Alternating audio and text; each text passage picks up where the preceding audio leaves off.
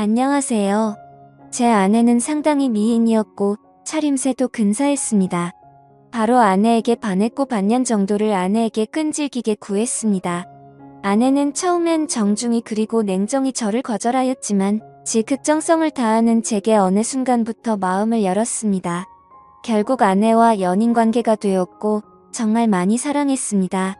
처음엔 일방적이었지만 아내도 성실한 제 모습을 인정해 주었고 세상 부러울 것 없는 커플이 되었습니다. 아내와는 2년 남짓의 짧지만 불꽃 같은 연애를 했고 결혼하게 되었습니다. 세상 부러울 것 없는 남자가 된 듯 했습니다. 결혼 당시 형편이 넉넉지 않아 대단한 곳으로는 못 갔고 남들 다 간다는 세부로 신혼여행을 갔습니다. 그래도 처음 겪는 외국의 풍경을 눈에 담는 것조차 가슴이 벅찼고 저의 부부는 그것조차 감격스러웠습니다. 제 생각이지만 아내는 다를 수도 있었겠네요. 그래도 별 탈 없는 신혼여행을 보냈고 거기서 첫째를 갖게 됩니다. 지금 생각해도 아이는 제 축복이고 제 인생의 절반 이상을 차지하는 소중한 존재입니다. 신혼여행을 다녀온 뒤 임신한 아내는 직장을 그만두었고 전업주부의 길로 들어섭니다. 활동적이고 사교적이었던 아내의 입장에서는 상당히 힘들었을 수도 있었겠네요. 무료하다는 이야기를 종종 했었으니까요. 저는 결혼 전부터 식당을 운영하고 있었습니다. 김치찌개집이었는데 어머니 손맛이 상당히 좋아 그 비결을 이어받아 가게를 내었고 장사를 하게 되었습니다. 장사는 잘 되었습니다. 20평 남짓의 작은 가게라 많은 수입이 있진 않았지만 그래도 남들 먹고 사는 정도 이상은 벌었던 것 같습니다. 사실 제가 가방끈이 조금 짧았고 이 정도 벌이에 안정적인 삶을 살 수 있다는 것에 감사하며 살았습니다. 임신한 아내와 뱃속에 있는 아이를 생각하며 열심히 장사를 했습니다. 그리고 신혼여행 10개월 후 저희는 세상에서 가장 빛나는 보석을 얻게 됩니다. 너무 사랑스러웠어요.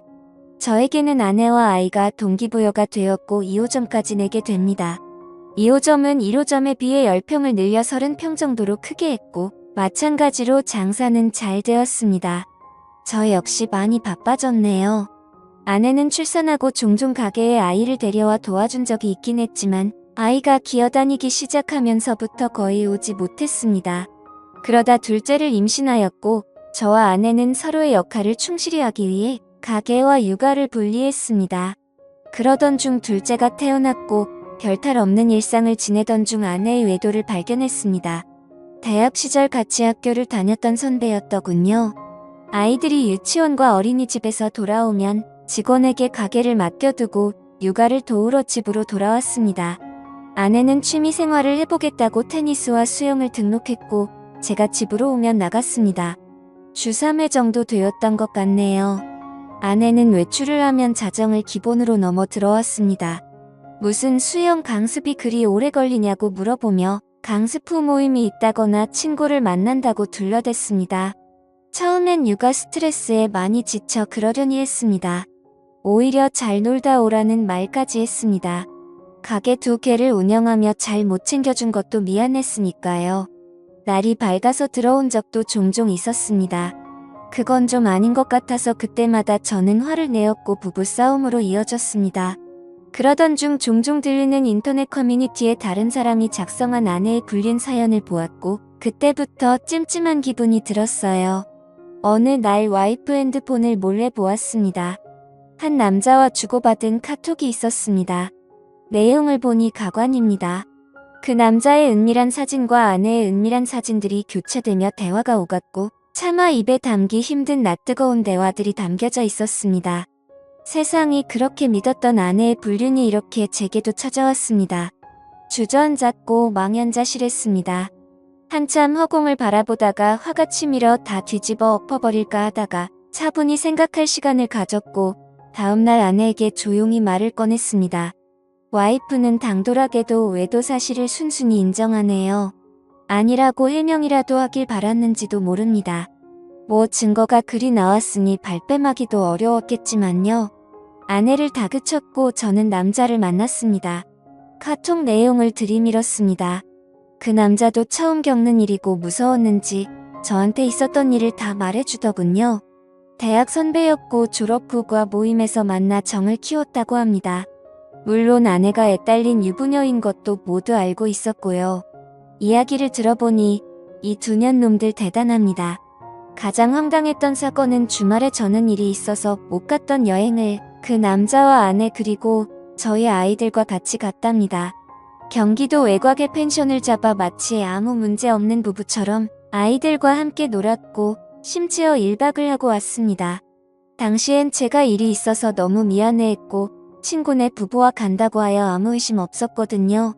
그런 줄로만 알았었는데 아이들 입단 속을 얼마나 잘 시켰는지 저는 전혀 모르고 있었습니다. 심지어 아내에게서 교차 체크한 결과 그날 부적절한 행위까지 했다고 자백받았습니다. 어떻게 사람이 이럴 수 있을까요? 아이들을 방에 재우고 다른 남자와 바람을 피울 수 있는지 지금 생각해보면 이건 도저히 사람으로서 용서가 안 되는 일이었지만 무릎 꿇고 사과하는 아내에게 그간의 정이 남아있어 바보 같게도 저는 용서를 해주고 맙니다. 제가 등신이 많네요. 그때 봐주는 게 아니었는데 애들도 둘이나 했고 처음 당하는 일에 어안이 벙벙했단 터라 애석하게도 저는 용서를 해주었습니다. 미친 듯이 화가 났지만 그래도 아내를 너무 사랑했습니다. 모든 게 못난 제 탓이라니 했고 앞으로의 미래만 보고 원상태로 돌리려 많이 노력했습니다. 주말이면 아내와 아이들과 함께 매주 놀러갔고 의식하지 않으려 그간의 일들을 입 밖에 꺼내지도 않았습니다. 아내도 많이 달라지는 듯 했고 자정이 넘어서에 들어오던 위험한 외출은 거의 없어졌습니다. 시간이 지나니 일주일에 한 번 정도는 늦게 들어오는 날이 있었으나 설마 또 그러겠냐는 아니란 생각을 했네요. 그러다 또 사건이 터졌습니다. 어느 날 아내는 저에게 한증막에 다녀온다고 기다리지 말라고 톡을 보내왔습니다. 순간 너무 찝찝했는데 용서했다고 하나 그 당시의 일 완전히 잊지는 못했던 것 같습니다. 예전에 와이프 폰에서 보았던 모텔로 애들을 재우고 무작정 가보기로 했습니다. 카카오 택시의 이용 내역에서 발견한 곳입니다.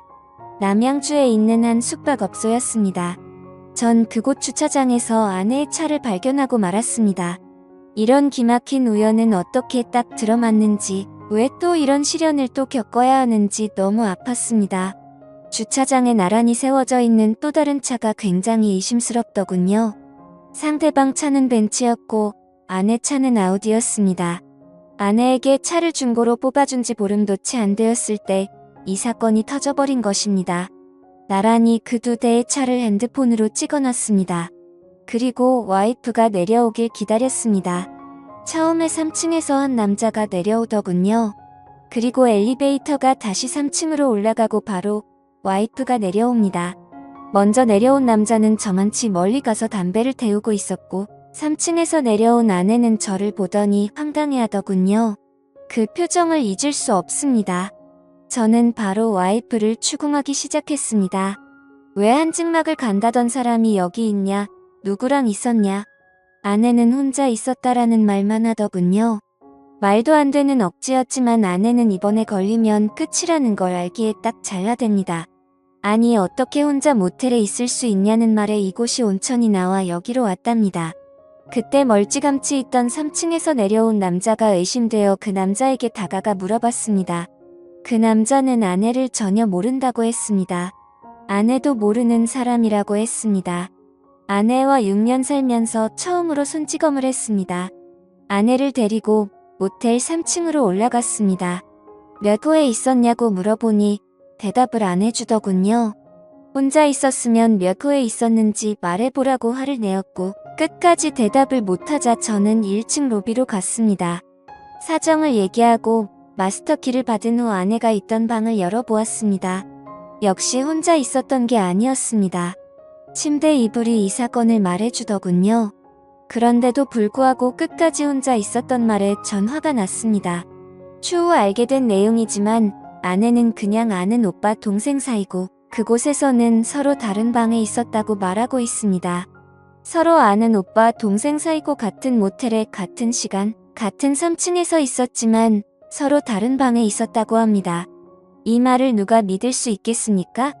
아는 동생한테 벤츠 차량 조회를 해봤더니 수원 자동차 매매단지 매물이라고 하더군요. 맞습니다. 그 남자는 중고차 딜러였습니다. 연락처도 알고 회사도 알고 그 남자에게 무작정 전화를 해보았습니다. 그 남자가 하는 말은 아내가 하는 말과 맞춘 듯이 똑같습니다. 아내는 아는 동생이고 본인은 다른 방에 있었다고 합니다. 온천하러 갔었다고요. 이거 가능한 일입니까? 결정적 증거를 잡지 못해 그 후 아내와는 상당히 불편했고 대화도 하나 없는 냉랭한 관계가 되었고 이때부터 아내와 별거하기 시작했습니다.